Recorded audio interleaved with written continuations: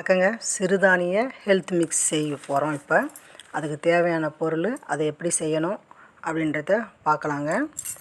சாமை, தெனை, குதிரைவாலி, வரகரிசி இது 4ஐயும் கழுவி காய வச்சுருக்காங்க.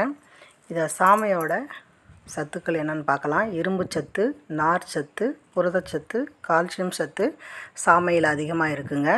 திணையில் இரும்பு சத்து இருக்குது, கால்சியம் சத்து இருக்குது.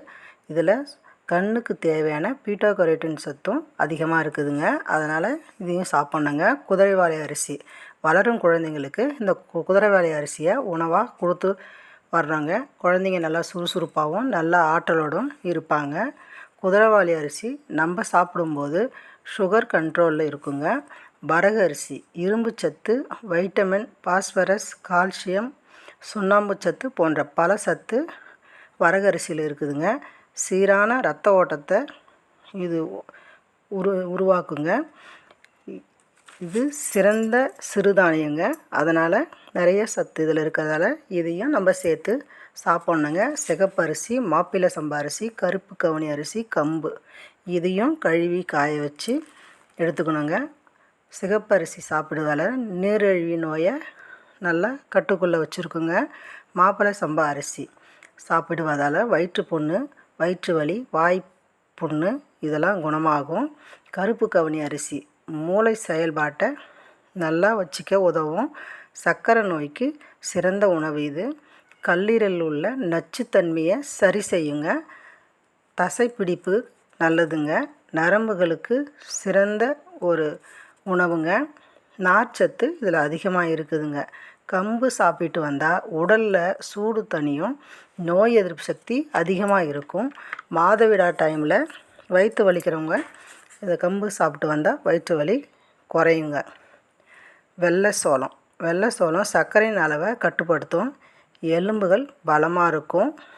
நோய் எதிர்ப்பு சக்தி அதிகமாக இருக்கும்.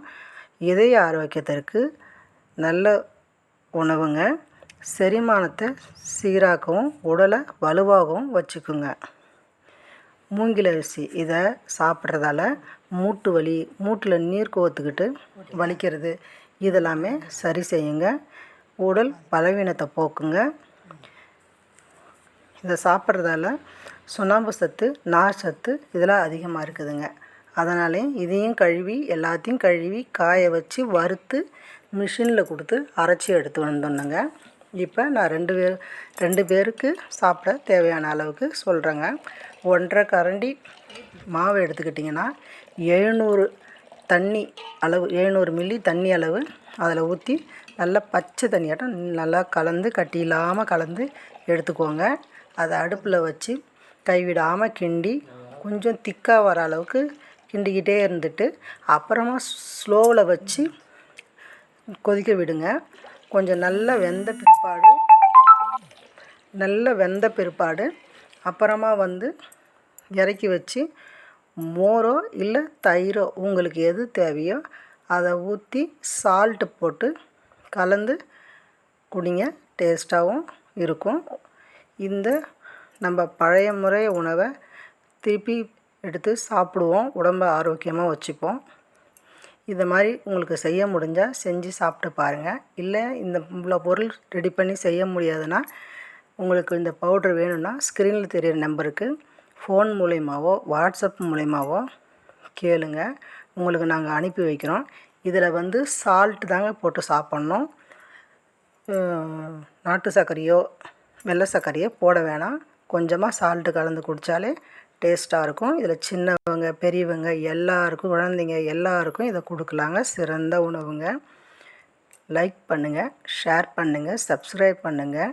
அப்போ தான் நாங்கள் போடுற வீடியோ உங்களுக்கு வரும். தேங்க்யூ.